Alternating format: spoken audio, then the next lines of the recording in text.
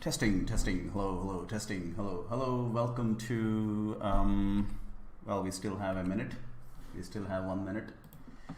Hello, Gautam. Welcome. Hello. Hi. Welcome, Gautam. Hello. Welcome.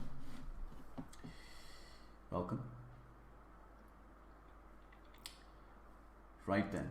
Okay. It is 10. Hello and welcome to another workshop of mine. I've mentioned this before. If I haven't, I will mention it again. So what I'm trying to do here is I'm trying to get used to a routine, a schedule, so to speak, get used to doing these things. So I plan to do for the next few months, many months, as long as it takes to get used to the system, get used to Twitch, get used to inviting people, get used to spreading the word about this workshop and so on. So my plan is to do these short 5-minute, 10-minute, 15-minute, maybe 20-minute, 30-minute workshops on a regular basis. And hopefully, once I have more money and once I have more following, I'll be able to invest a little bit of money and maybe get some assistants to help me out and take this to a larger scale and so on and so forth. So once again, thank you so much for joining to my workshop. Gautam is here. I can see him. Thank you, Gautam, for joining. I understand, Gautam, that the 1080p is a problem for you, but I understand you're still trying your best. So thank you for doing that. Right then. So hello, folks. Now this is, as you can see, this is GitHub workshop part 2. We did a workshop, I think roughly about a week ago, where I went through the basics of GitHub. Okay, that recording is available on my YouTube channel, which you can see in the link here. Just join our Discord channel where we are putting out all the information, where students can come together. We are trying to build like a student community where we provide free advice to students, not only about coding, but in general about career development as well as freelancing also. And of course, we have our website. Feel free to visit our website for more information, but most of the things are happening on Discord. So there you go. Right then. So in the previous workshop, I was able to give you like an overview, like an introduction and things like that. Now today, I want to go a little bit deeper, perhaps not technically as such, but more about how I use GitHub as a development tool on a regular basis. So let's go ahead and do that. So as always, first thing first, you need to go ahead and log into your GitHub account. I'm doing that right now. I already discussed about the basics and everything. So let's go ahead. I think I did create a repository last time, but I suppose it'll be okay if I create one more. But let me see here. If I go to my repositories, I think that one was, yes, there you go. This is the one I used, Feb 16 temp delete. So one of the things I want to talk about today is in GitHub, there is such a thing called as branches. Now there are many, branches on GitHub. Now, how do you create branches? If you go here on the top left corner, you should be able to click on this and you'll get like a drop down and you can go and create a branch. So let me just create something called Batman. So I'm going to type Batman in the box, and as you type it, the website will automatically allow you to simply create a branch by clicking on it, which is what I'm going to do. So I'm going to click on it and I have a branch called Batman. Now, for the sake of showcasing, what I will do is I will create another branch and I'm going to call this Catwoman. So I'm going to create another branch called Catwoman. So now if I click on this option here, now one thing I want to mention to first-time developers is you will notice that there are so many options. In every little thing, there is some information waiting for you to explore. So if you are a newcomer, the simple advice I can give you is to simply explore whatever tool you are trying to learn. Okay, like for instance, right now I'm on GitHub website. Now the top left corner, you have the menu. And then you have the search box. Now the search box works two ways. It actually allows you to search within your account, but it also allows you to search the entire GitHub. And there is also this option called pull request, which helps you keep track of all the pull requests that require attention.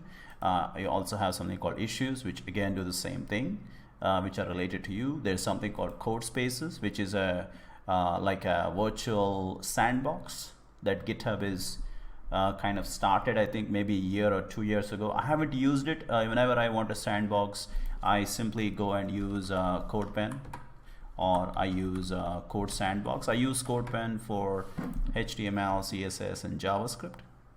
I use Code Sandbox for React and so on. I recently got an email from Code Sandbox that they are coming up with a sandbox which allows you to do back-end development as well, which is kind of new. I might explore it in the future, but I don't know how that will work though. So there might be some strings attached, things like that. But anyway, so if I want to use sandboxes, I prefer CodePen.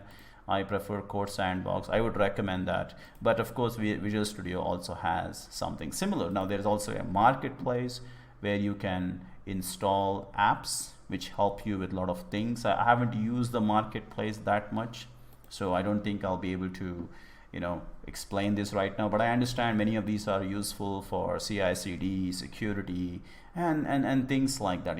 Big projects, large scale projects, mainly automation and integration and things like that. I don't work on big projects. I mostly work on startups and 1-person, 2-person teams. So we haven't had an opportunity to use these things. So, but you might be using them in your life if you end up working for a large company and things like that. And finally, you have the explore option, where you can explore different repositories, which are kind of like how on Facebook or Twitter or LinkedIn, if you like something, the website will try to suggest that you may want something, you may be looking for this, you may be looking for that. So this is something, this is just on the top 5 menus. So what I'm trying to say is, when you are trying to learn something, you're trying to learn GitHub, right? So the best thing you can do for yourself is to simply visit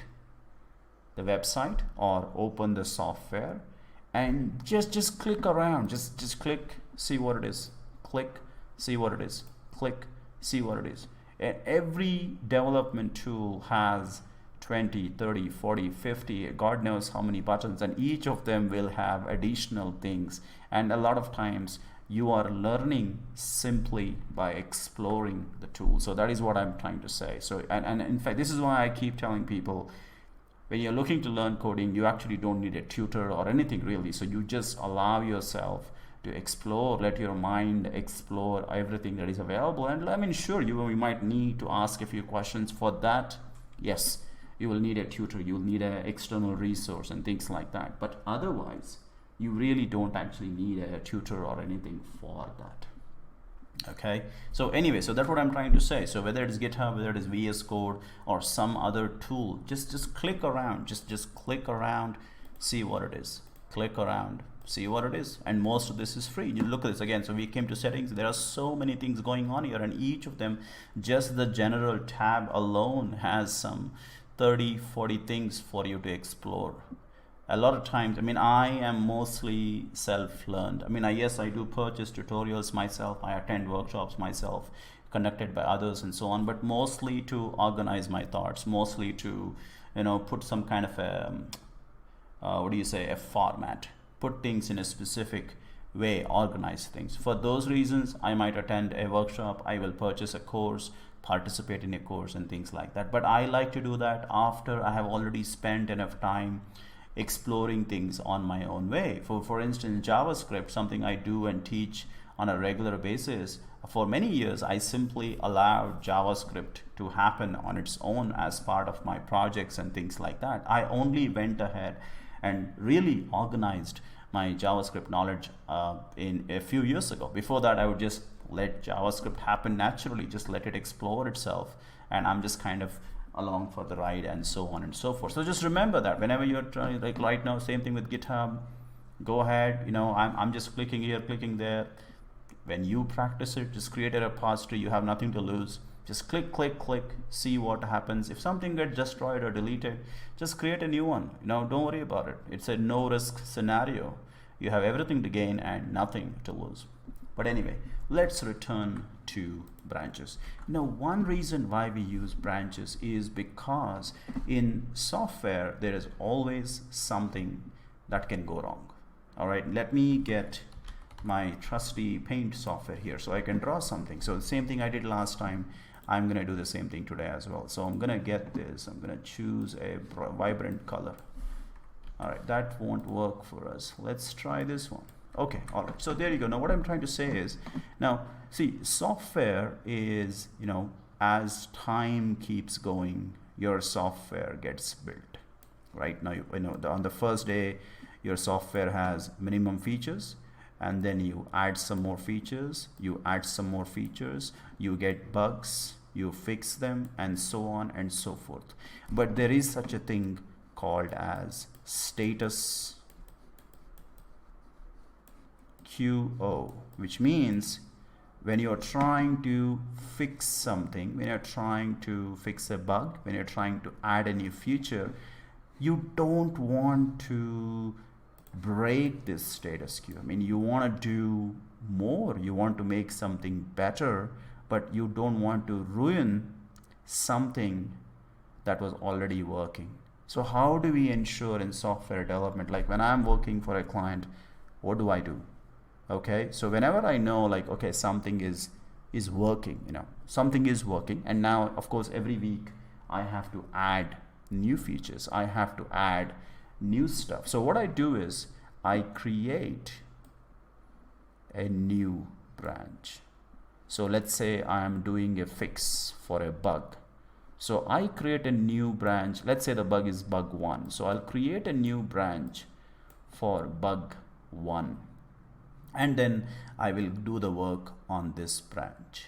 And only when I'm sure that I have solved it and it is not breaking the software, I go ahead and merge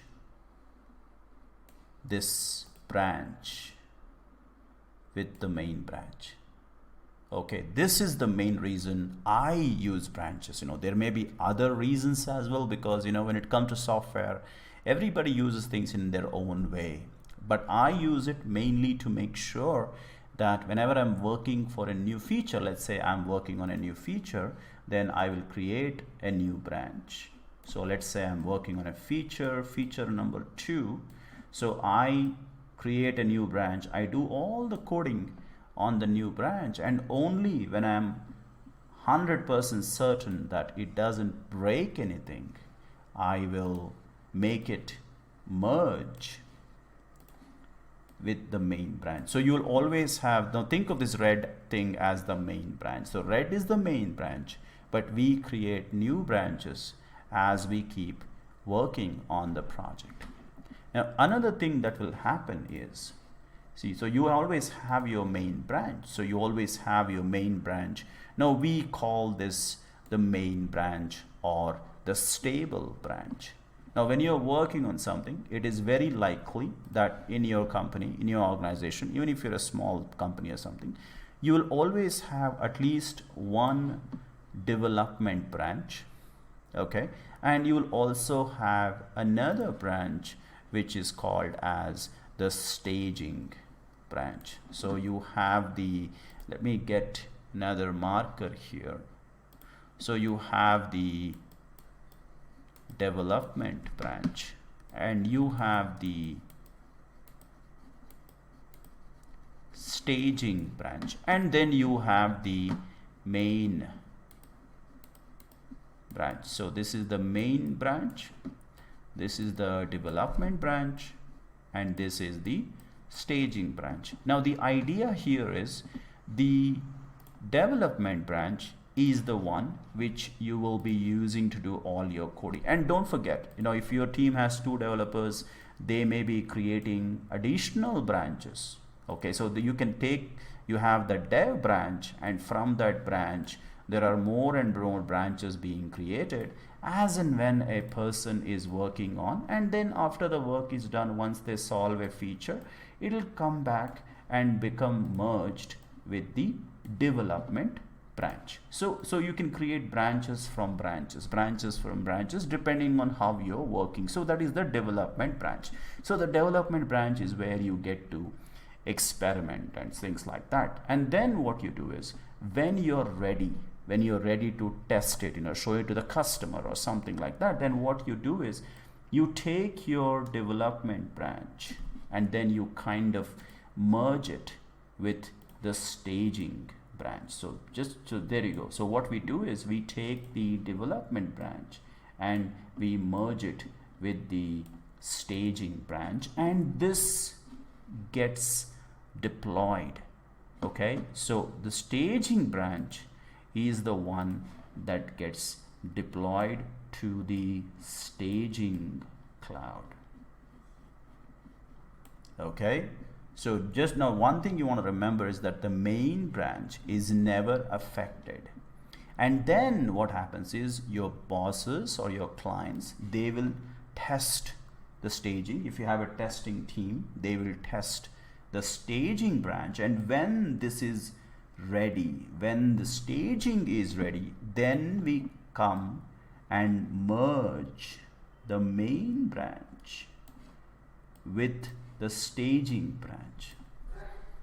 So this may look a little complex, at any given point of time a big project can have 100 branches, 200 branches. Even when I'm working alone, like usually when I work for startups, I work for small companies where there may only be 2 or 3 developers. We may have 10, 20, 30 branches, each of them taking care of separate things. For example, I may be working on different issues. So for each issue, each bug, each feature, I will have many branches. So this is something you want to go ahead and practice. I'm just kind of focusing on the theory here. Okay, and I already showed you how to create the branches, but here I'm trying to focus on why we create branches, and the idea is to make sure that your main branch, which is the stable branch, okay, and after this merging, then again there'll be some testing and things like that, and that is where the main branch is deployed to the cloud.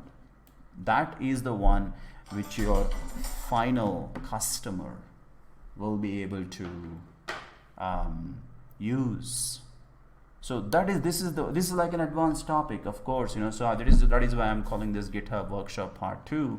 So remember to use branches, and there are many ways to learn this, but one way to do that is to simply go ahead, go to your GitHub account, create branches for every different work. So let me give you a demonstration. So let's say as always there are 2 ways to work on Git. You can directly edit the files on github.com, or we can use VS Code. Now VS Code is the better way to do it. So let me go ahead and clone this. I already explained what cloning and all these things are in the previous day. So let me go ahead and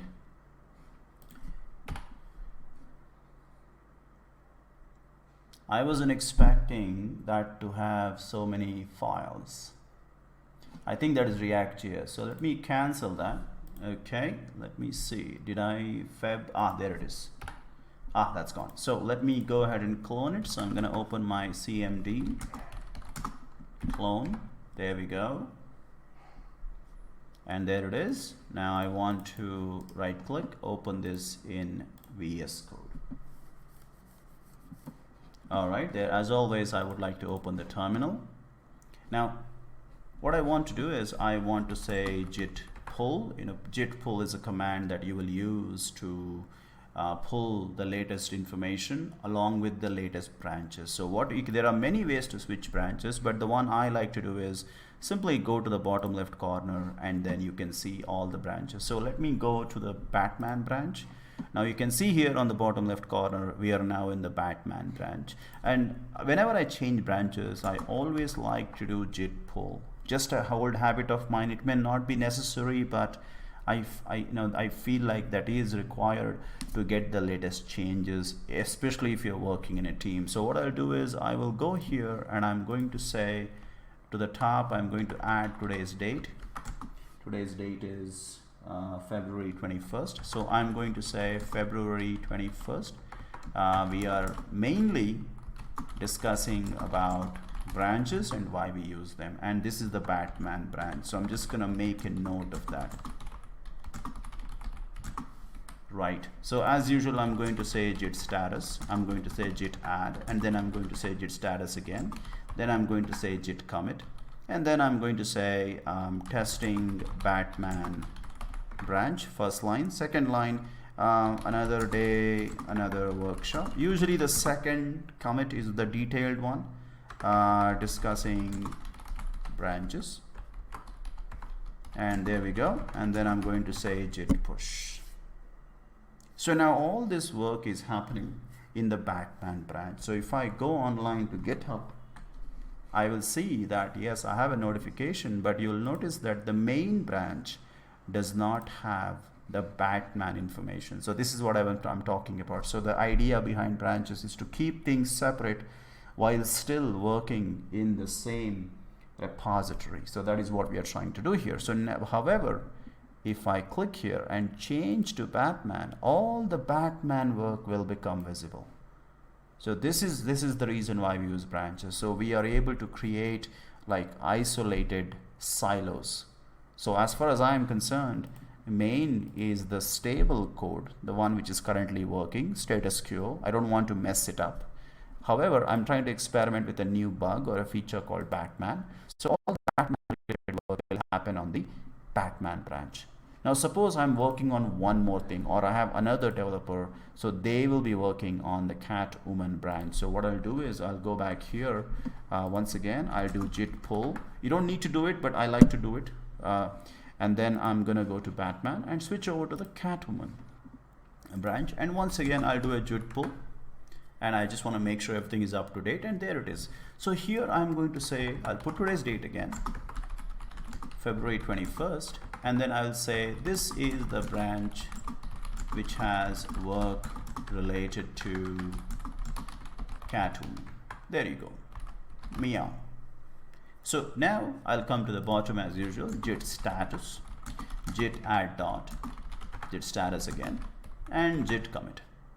And here what we want to do is we want to go ahead and say, Catwoman work in this branch. I am going to do Catwoman related work, blah blah blah, meow. So then I'm going to say shift : WQ, git status, and git push, and there it is.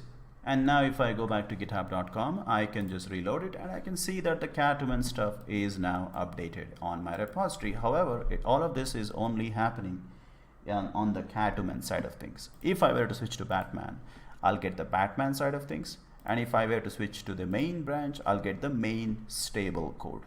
Now let's suppose both the Batman work and the Catwoman work are completed. Then that is where we do what is called as pull requests. So I'm gonna go here, and there it is. GitHub will try to help you. So we can simply say compare and pull request. So I'm gonna start with Catwoman.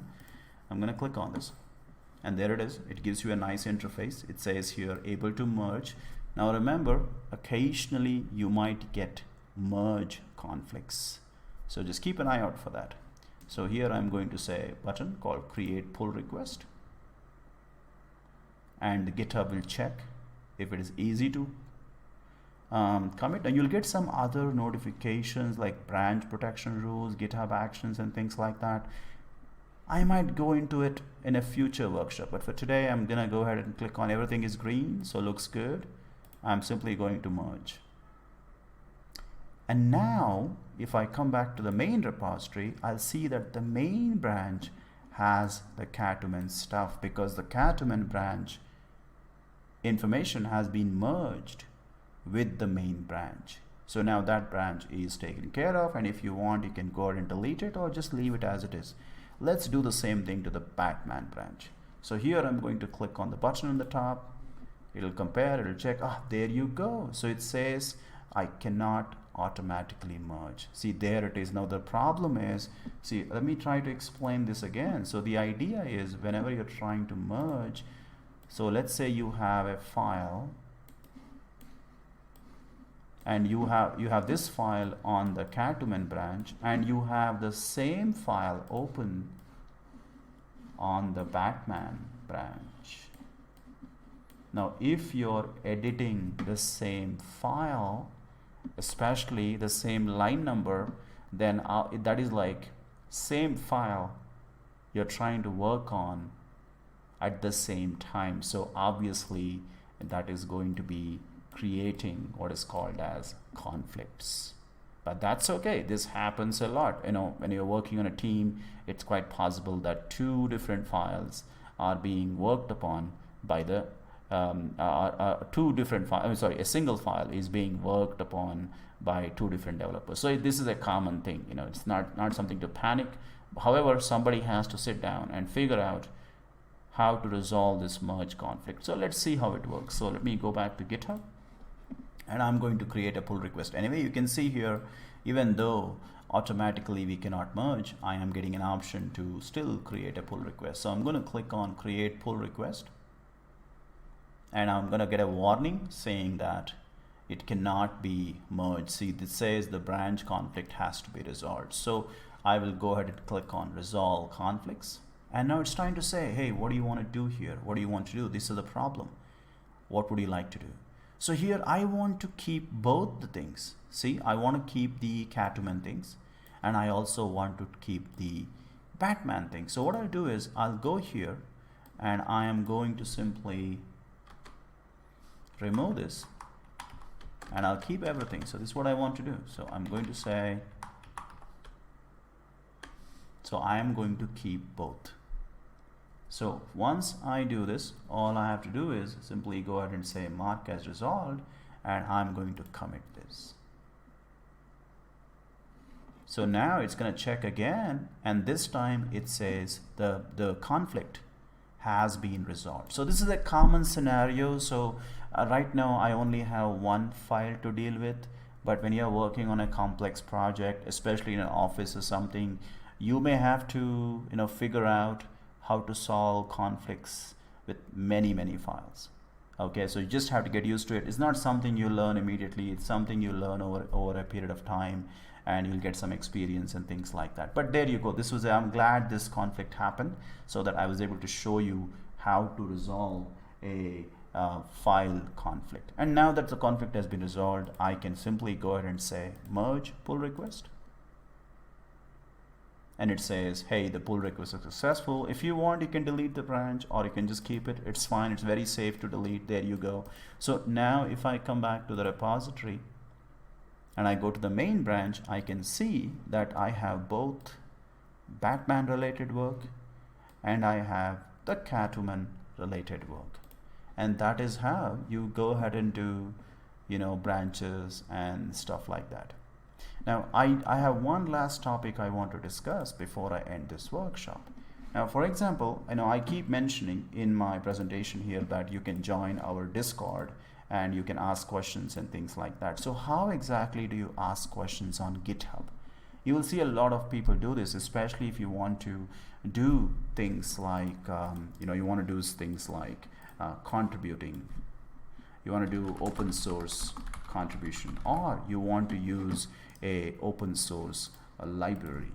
Okay, there are many libraries. For example, Bootstrap is an open source library, and a lot of times when you want to do these things, you really want to you need to learn how to ask questions on GitHub. Now on GitHub, first thing is, if you want to contribute to open source, then for example, I have many open source repositories, and I invite students to join and help me out all the time. So you can see here that 9 people have forked this repository, 2 people have forked this repository, 3 people have forked this repository. So whenever you want to contribute, so let's say you want to contribute to my front end for students repository. So if you want to do this, then there is an option called fork. Now I cannot fork it because I am the owner of this repository. So let's do one thing. Let's search for Bootstrap GitHub. So let me go to the Bootstrap. There it is. So Bootstrap, I'm sure all of you know, is one of the most popular JavaScript frameworks for developing mobile responsiveness. So now here, let's say I want to contribute to this repository. I want my name to come here, I want my name to come in this list of contributors just to help my career or something like that. So all I have to do is I simply have to go and click on the fork option, and now there you go, and then I can so there you go. So now I have my own personal copy of Bootstrap. See, I have my own personal copy of Bootstrap, and then I can work on this, and if I fix any bugs or if I add any new features and things like that, then I have an option here to create a pull request. Okay, just like how I was able to merge branches, I can create a pull request and I can send my code to the Bootstrap people, and if they feel that I have done something significant, then they will add my code to their repository. And it might be a cool thing to say on your resume or something, my name will come here as a contributor, and so on and so forth. So if you want to contribute to open source, then you need to think about using the fork feature.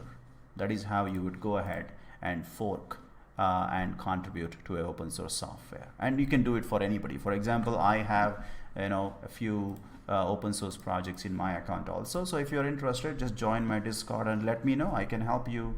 There are many features I want to add, many bugs that I want to fix. You can help us. You can really help us, and your name can come in our repository if that really helps you. So I'll be very grateful if you can do that. So that's about fork and how to open source contribute on GitHub. The second thing is you'll find a lot of libraries, and in libraries what you like to do is you need to ask questions. Two things you want to do is ask questions and also discuss with other developers. So for this, now let's go here. I already have a repository for my students. So what my students will do is whenever they have a question, they will go ahead and create an issue. For example, here I have a question from a developer called Mayank, and he's able to ask questions and I'm able to reply. So this is one way you can, this works for any repository. If I go to Bootstrap, again, there are issues.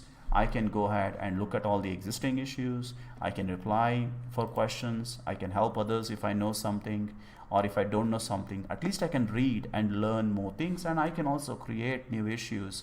Nothing but questions and things like that. So you could do that. So let me go ahead and do that right now.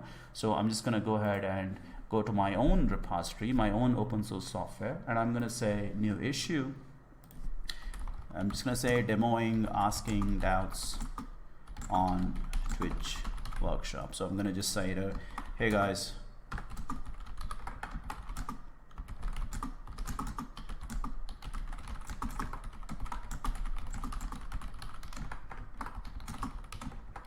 there you go. So now another person may want to go ahead and reply to this, and then when the issue is resolved, I can close the issue. So that is one way you can ask questions using issue feature on GitHub. Now another way is, this is something recent, I think this came like 2 years ago or something.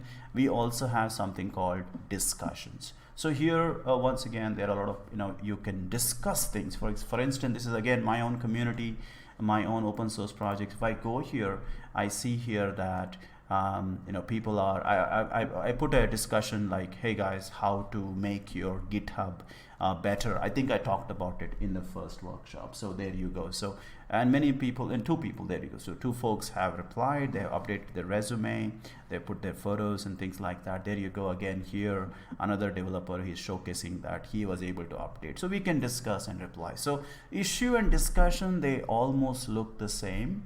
But in my opinion, discussions is more about like general discussions, maybe not a Q&A or a bug. Usually when you have something code related, something that is heavy on code, you go to issue. But for everything else where you just want to discuss things, non-technical mostly, you use the discussion feature on GitHub. So there you go, folks. That is all the things I wanted to discuss. Okay, so I know as always we have our own Discord channel I welcome students to join our Discord channel. If you're not able to join live on Twitch for our workshop, we're always doing these things. Please do. If you cannot join live, then we do have our YouTube channel where we'll be uploading the recording of this workshop, and you'll be able to learn.